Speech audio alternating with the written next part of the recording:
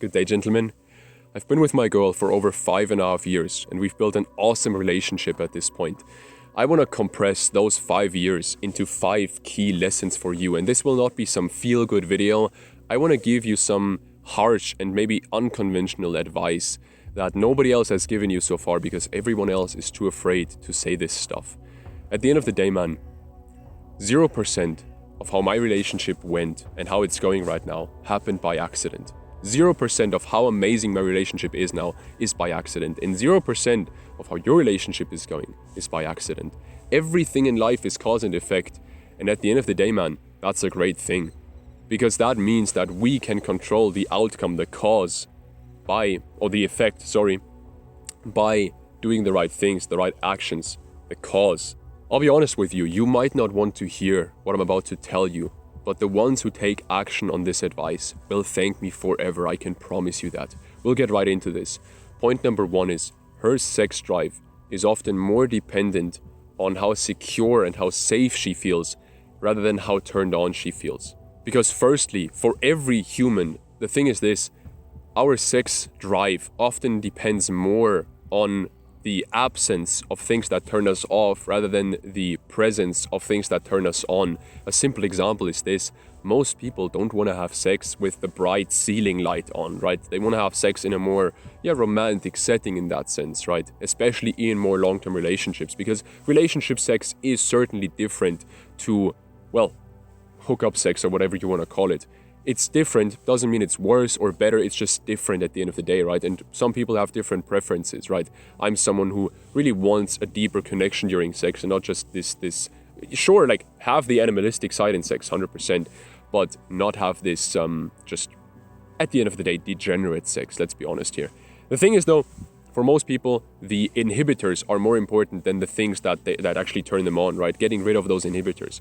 And then to go a step further than maybe the bright ceiling light, for most women, they experience some form of sexual harassment regularly, or maybe even worse things regularly, right? Especially if you live in a bigger city, in a Western country, you experience those things as a woman. And that's fucking sad, but at the end of the day, man, we as their partners can do something about that and can help them with this, right? And at the end of the day, the thing is, if she can't trust you mentally, emotionally, spiritually, physically, then she also can't trust you sexually. So she needs to be able to trust you in every single way, to be able to trust you sexually and commit to you and submit to you sexually at the end of the day, right? Because for her, she experiences, first of all, way more sexual harassment than most men, and also, there's more risk in sex for a woman than for a man. And this is, by the way, the Red Pill talks about this openly, right? Oh yeah, and this is why men can fuck around and women can't fuck around, because there's more risk and it has more impact on them and all this bullshit. At the end of the day, that also applies to just relationship sex, right? There's more risk for her. And so you need to make her feel more secure and more safe and more loved and more understood for her to be able to even get to that point where she wants to be turned on, where she wants to have a lot of sex, right? The thing is this, man, you want that. And you can either be a little child and be like, oh yeah, but my woman should just have sex with me and all that, or you can actually realize, hey, I can be a better partner here and I can make her feel loved, and then we can have more sex and better sex, right? Simple as that.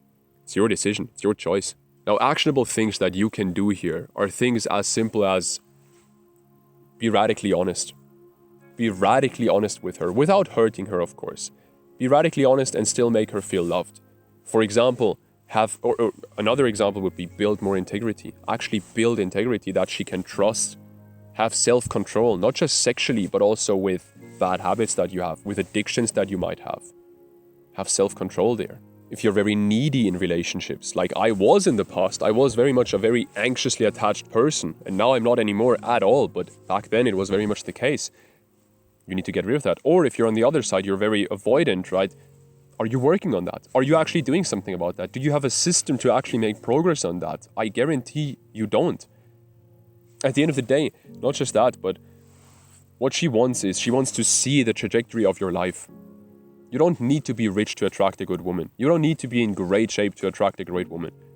But your trajectory in your life needs to be very clear to her. This is why I was able to attract a great woman at 17 years old, because she could see my trajectory in life. She could see where I was heading, and she could see that I was heading there with full force and with effort and with integrity, with honesty. Now, point number 2 might sound very trivial, but it goes way deeper than what you might think about this. Point number 2 is very simple, and nobody is doing it. That's the problem here. Stop postponing hard conversations. A hard conversation, the more you postpone it, the harder it will get to actually have that conversation with her. And not just that, it will build resentment in both of you. It will build resentment because she notices you want to have some kind of conversation, right? She notices, and you are like, man, you start resenting yourself. You start resenting her because you're like, but she doesn't do this. And you have those expectations that you don't express, but you still want her to fulfill those expectations. How the fuck would that work? You're really doing both of you a disservice by not having that hard conversation. And I know it's hard. I've had many hard conversations over these 5.5, almost 6 years at this point. I've had many hard conversations. And I was, like I said, a very anxious person. It was hard for me to talk about this stuff because I made myself very vulnerable. But at the end of the day, don't expect time to just magically make these things better or something like that, magically heal or something, right? People say, yeah, you need time to heal. Yeah, you need time to heal. Yeah, but time alone won't heal you. How the fuck would that happen? Nothing changes if nothing changes. And time is the only thing changing. How would that change anything? Healing is not done by just time. This is awesome. There's a deer over there. I got distracted, but there is a deer over there on the field. That's actually awesome. I fucking love nature. Anyway, thing is this, time won't heal anything. Time won't heal shit if you don't actually do something about it. If you don't actually do actively heal, then time will help you, and you need time. You can't heal from today to tomorrow. You will need time for it, but you need to actively work on it. And it's the same thing here. There's this book on trauma that's called The Body Keeps the Score. It's the same thing with hard conversations and with resentment in a relationship. We keep score of resentment that builds up in a relationship. And for most people, or for some people, for a big part of everyone in relationships, it gets to a point. This is why most relationship end.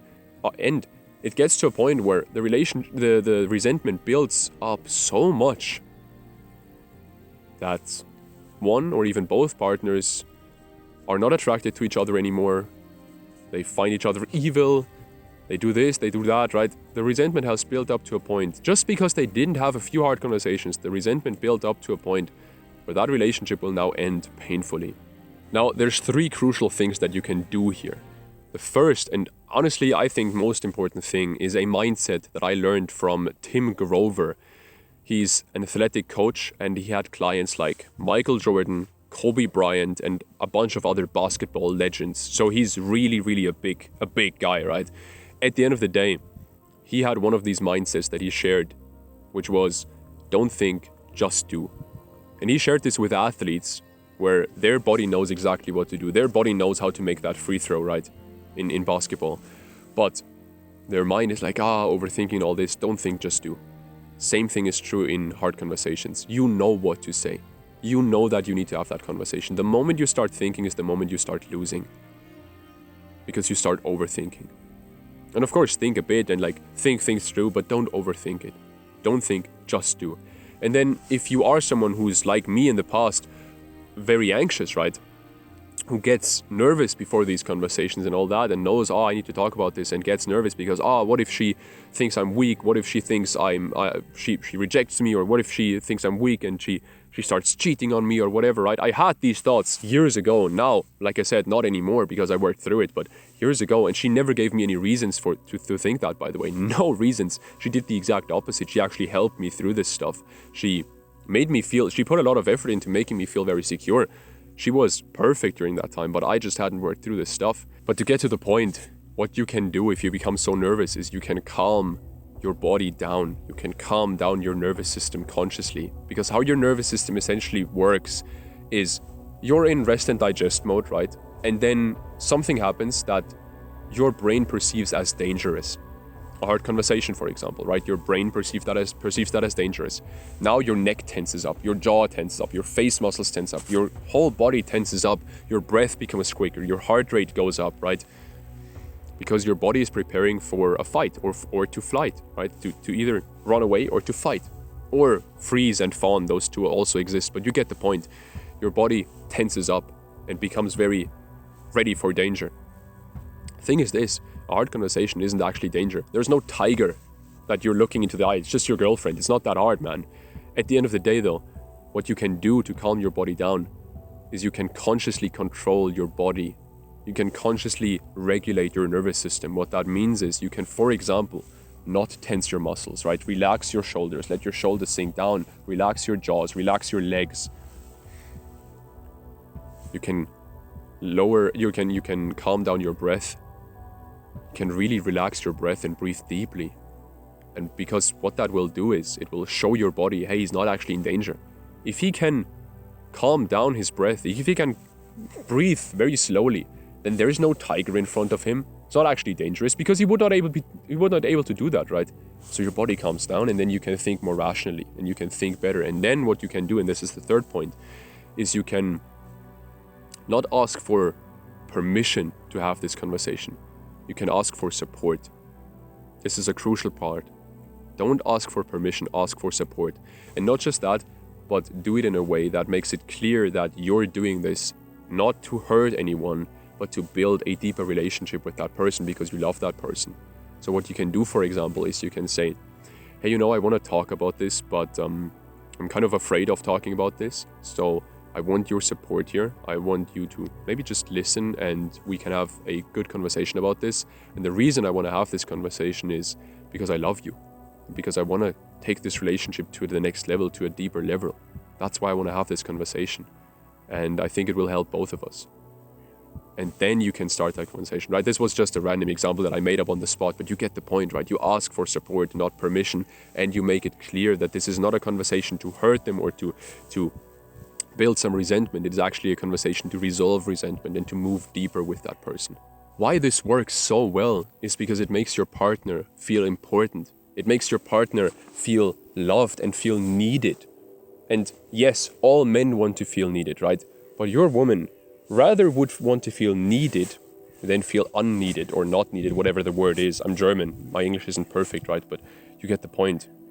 Make them feel important. Make them feel loved. Make them feel needed.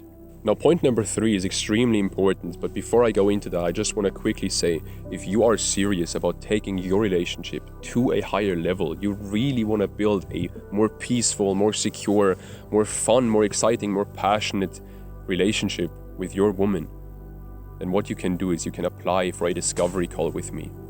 This call is completely free, and we can just talk about your relationship, and man, at the end of the day, stop sitting around. I'll be very frank with you here, very, very honest with you here. Stop sitting around. Stop waiting for something to happen. You've been watching my videos maybe for weeks and for months now. And you know I can help you. Now there's a second tier. This is fucking awesome. You know I can help you. You know I can help you. Otherwise, you wouldn't be watching this video. So click on the link in the description right now and apply for that call with me. It takes 1 minute, and yeah, we'll talk soon. Point number 3 is relationships help us overcome the ways in which we were raised. And that is very important because, let's be honest, you don't want to raise your children in the same way how your parents raised you. You want to do it better. Maybe your parents did a great job, but you still want to do it better, right? That's simple evolution for you right there. At the end of the day, man, what your relationship does for you is either you have 2 choices. Either you stay and you grow, or you leave and you don't grow. And I don't just mean leave from the relationship completely and break up, but I mean leave in a way of like you avoid things, you avoid conflict, you avoid your relationship, right? You're there physically, but mentally, emotionally, sexually, spiritually, you just leave, right? That won't help you. The thing is, every person, I don't care whether you have an anxious attachment style or whether you have an avoidant attachment style, I will explain those in a second, or an anxiously avoidant or a secure. Those are the 4 possibilities, right? I don't care what kind of person you are. You want a deep connection. Deep down, you want a secure and deep connection with a partner, and you want to really take that relationship to the next level. That's what you want. Anxious attachment simply means you overthink a lot, especially about your own shortcomings and mistakes maybe, right? You think, I did this thing and it was like, actually, objectively, it was a minor thing, but in your head it becomes this big thing because you never experienced a secure sense of love in that sense, and so you become anxious, or maybe you did, but often you didn't get that secure sense of love, right? And then you overthink everything and you think, they might leave me, they might cheat on me, and I have to do this better, and this, and you're constantly overthinking. This is where I was in the past couple of years ago, where I was constantly just not able to focus on my work, not able to fall asleep at night, not able and willing to have difficult conversations because she might think I'm a wimp, and she might think this and she might think that, right? Even though I wasn't, like, clearly wasn't a wimp, but you get the point, right? And an avoidant person deep down wants a deep connection, wants intimacy, but every time they get close to someone, they just automatically pull away because they're afraid of getting hurt. They're afraid of committing to someone and then getting hurt. And anxious avoidant is a combination of those two, right? And then what people don't realize is that 50% of people actually have a secure attachment style. Or they feel secure, they feel safe in expressing themselves and having hard conversations, and they want intimacy, they want closeness, right? The problem is those people are often just not on the dating market anymore because they're in relationships. Simple as that. And the older you get, the less of those people are on the dating market, right? So that's why we don't see those people. But actually, in reality, 50% of people have a secure attachment style. And the thing is, that number can only go up. Or not only, but it can go up. Because every single person can get to this point. I don't care how traumatized someone is, how much they went through, everyone can get to this point where they are securely attached, or at least way more securely attached to their partner. And to get there, well, the transformation that I made, I already told you where I was, right? Constantly thinking she's cheating on me, even though she literally never gave me any reasons. She's the cutest and most caring girl I know, but still had those thoughts. And I would have those thoughts with any partner, quite frankly, or would have had those thoughts in the past with any partner. Thing is, now I'm at this point where, man, I can fully focus on my work. I don't overthink about the relationship. Even if I make a mistake, like, okay, I'll talk about this with her, I can express this to her. I'm very open, I'm very loving, I'm very direct, and I just feel fucking awesome, to be honest with you. It's that simple. The thing is this, my nervous system right now is just calm.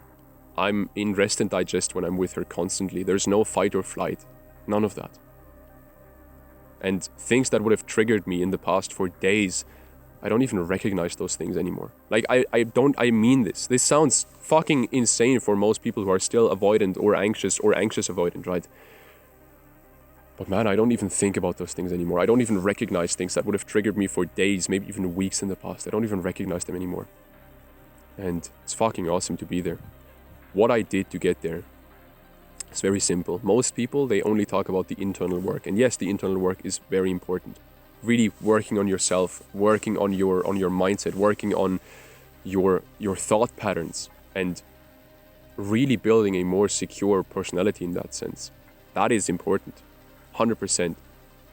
But the external work is also important. And with external work, I mean both how you look and how you're perceived externally, maybe fashion, maybe fitness, whatever it might be, right? Just knowing, hey, I am someone who doesn't have to fear that she might cheat on me because, well, my girl said this to me, I don't know, like a year ago or 2 years ago, maybe 2 years ago. She said something like, why are you afraid of me cheating on you? There's nobody who can compete with you. She literally told me nobody can compete with you. And if you know that deep down, if you know that, like if you have an external, Alex Hormozy, entrepreneur, he calls this an undeniable stack of proof, or a stack of undeniable proof. That's what he calls it, right? So you have this proof of like, okay, I'm in great shape, I am very fashionable, I'm making money, I'm doing this, I'm doing that, I'm very honest, I'm good at talking to people, I'm all this, right? And you build this confidence externally. That's important. But also what I mean with external work is you ask your partner for help. And that is tricky, and that is not easy. But essentially, either you have a partner who is secure, like I do. My girl is very much securely. She has a bit of an avoidant side, but she's very much securely attached. A secure person, will always want to help you feel better. Whether you're anxious or avoidant, they want to help you. And if you have a partner who's also insecurely attached, meaning anxious, avoidant, or anxiously avoidant, well, then you're in the same boat.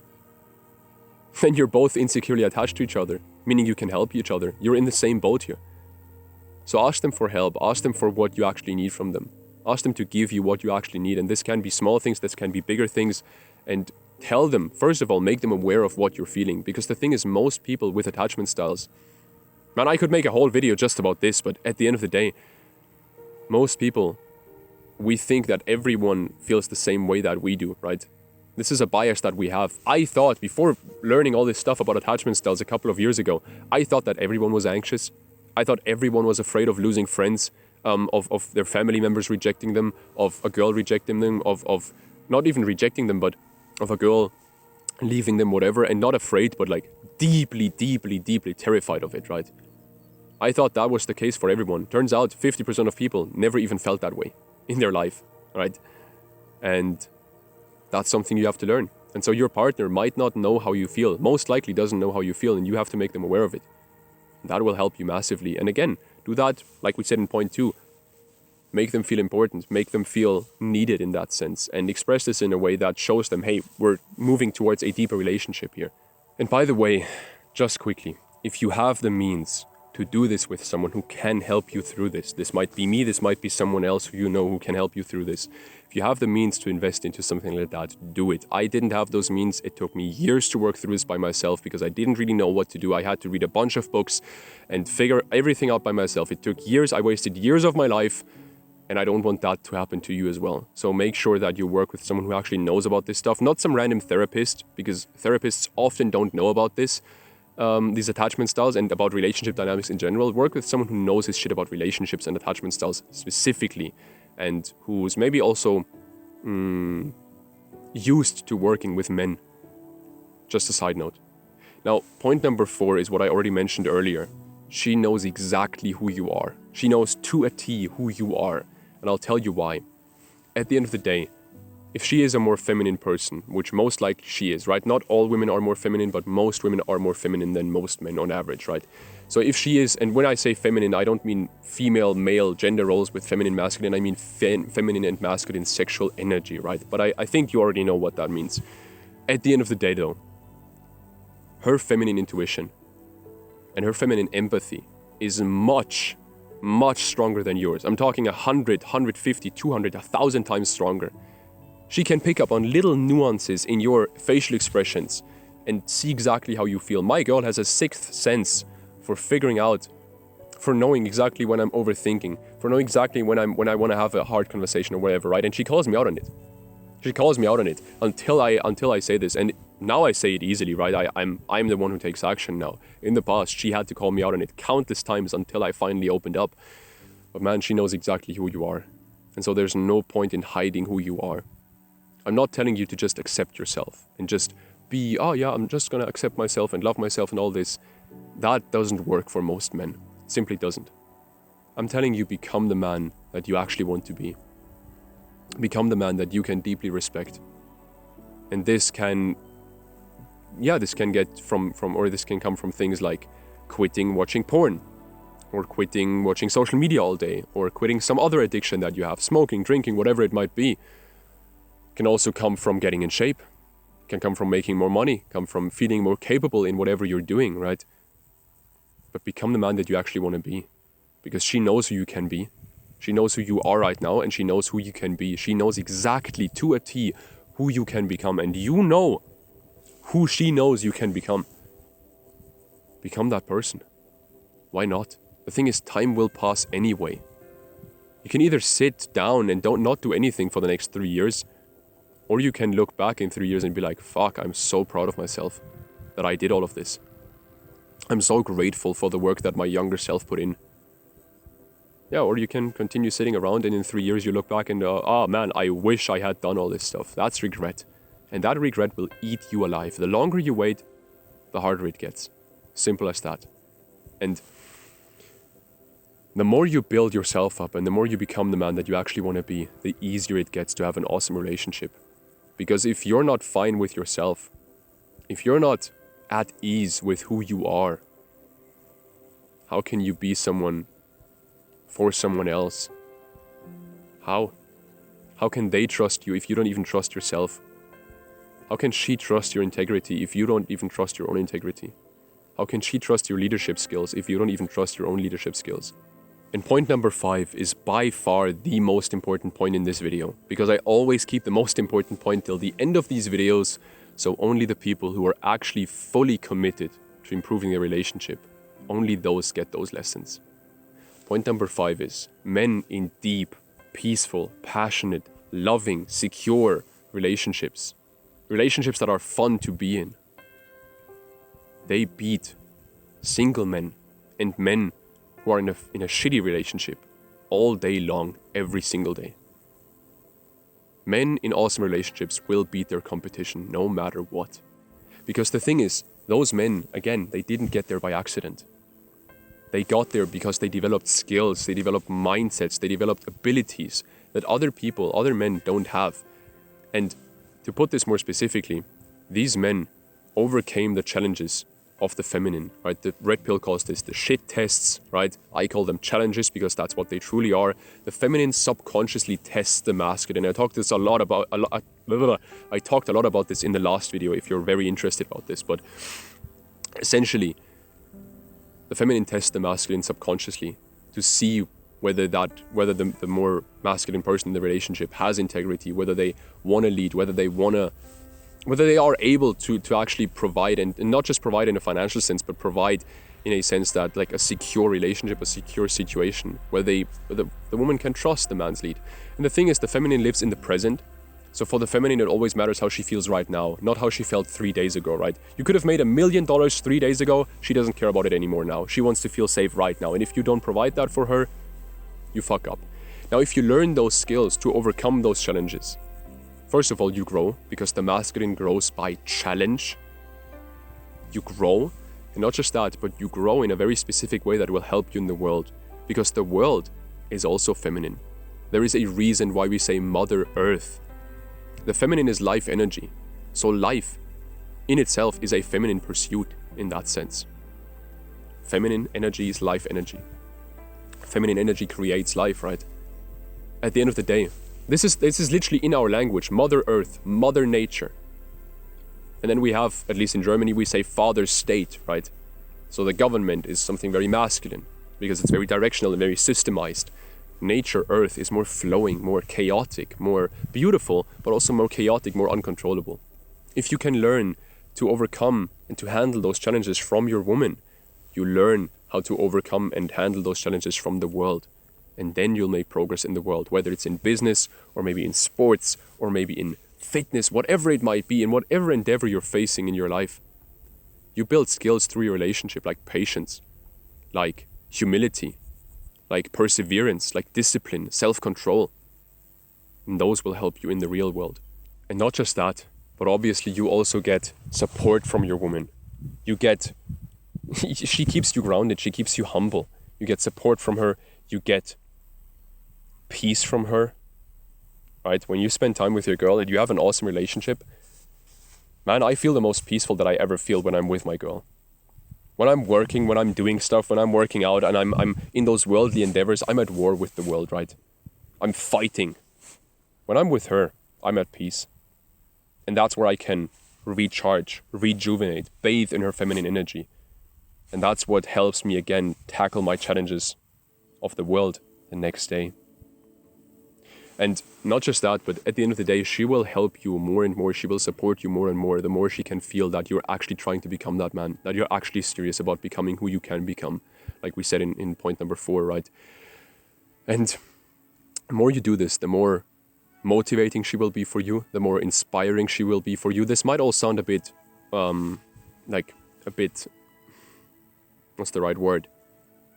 Like up in the clouds, a bit, spiritual, right?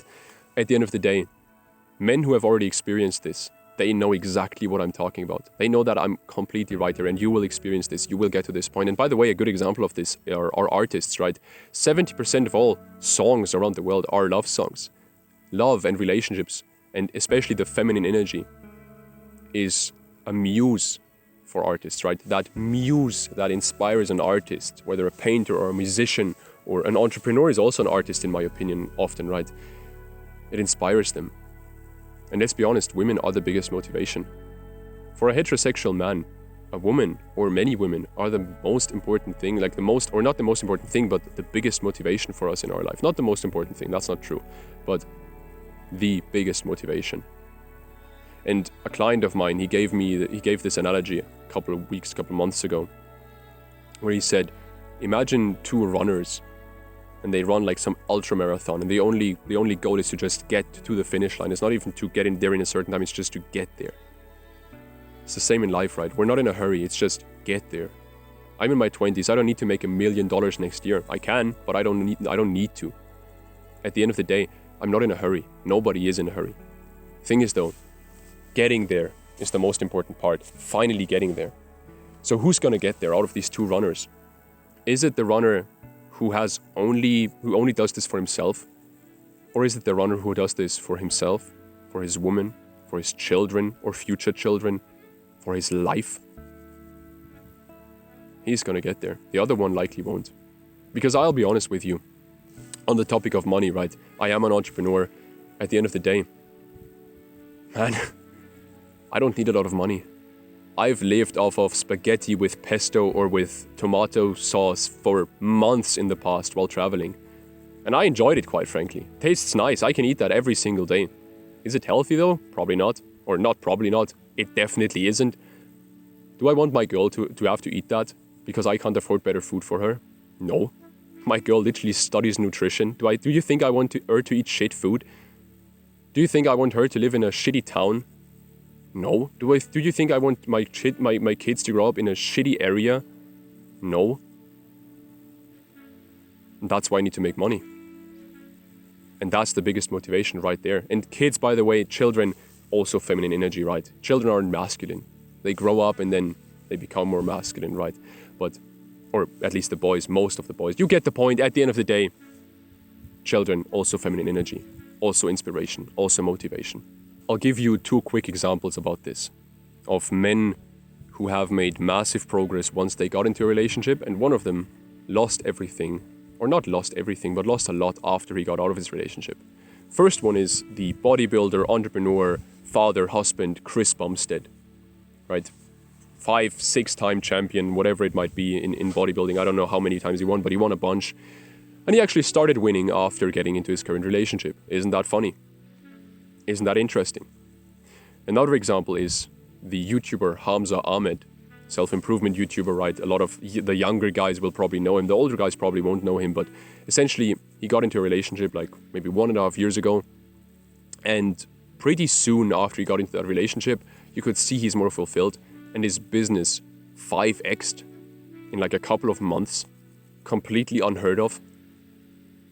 And then he got out of this relationship a couple of months ago, and now his business is not just stagnant, he's actually losing clients, he's losing customers every single month, hundreds of customers. His income is going down rapidly. And not just that, but he's lost. And I'm not saying that to say like he's a bad guy or whatever. Hamza has actually helped me a lot in the past. You can say about him what you want, but I will say I'm very grateful for the things that he told me. Right now, I did lose some respect for him, I'll be very honest with you, because he is lost and he's still just figuring himself out, but he's not acting like that. He's not actually saying, I'm just figuring myself out here. He's saying like everything is great, and then a couple of weeks later he sends some random apology email again. Doesn't matter, at the end of the day, he lost everything after getting out of his relationship. And this is a common theme in general. There's this book, Think and Grow Rich by Napoleon Hill, which was written like, a few decades ago, right? And essentially in that book, he analyzed the most wealthy people around the world, the most successful people in business around the world. And what he found is, all of the guys on top, they're all married. They're all in a long-term relationship. I'll talk about this more in the next video, actually. I already have some plans for that, but what he also found is men who get to the top of business or whatever endeavor, business, athletics, sports, whatever it might be, some pursuit, right? They get to the top, and then they pursue other women. They get to the top with one woman and they pursue other women, more beautiful women, whatever it might be. They all fall off. All of them. All of them fall off. Across the board. And this is not to say that you need to stay in a shitty relationship to get successful. That simply means build a great relationship. Because a great relationship will support your goals, will support your life. I would not be where I am right now without my girl. Not even close.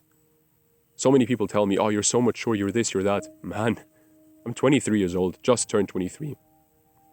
And I can talk about all this stuff because there's so many challenges in my life that I had to overcome. That's how you grow up. That's how the masculine grows, by challenge. And your relationship, any relationship, will give you a lot of challenges. No matter how good it is, it will give you challenges. And I'm the kind of guy who, no matter how good my relationship is, I always want to grow. I always want to improve. And that's why I am where I am. Now, for you right now, if you're actually serious about taking your relationship to the next level, which I hope you are if you continue watching these videos until this point, right? You watch this video for like 30 minutes or something now. I hope you're actually serious. If you are, then stop watching these videos. Stop sitting around watching all these videos, feeling all accomplished after watching these videos. I'm not telling you to stop watching my videos because I make these videos as valuable as I can. I'm sitting down here for like an hour to film this video for you. But what I'm telling you is take action.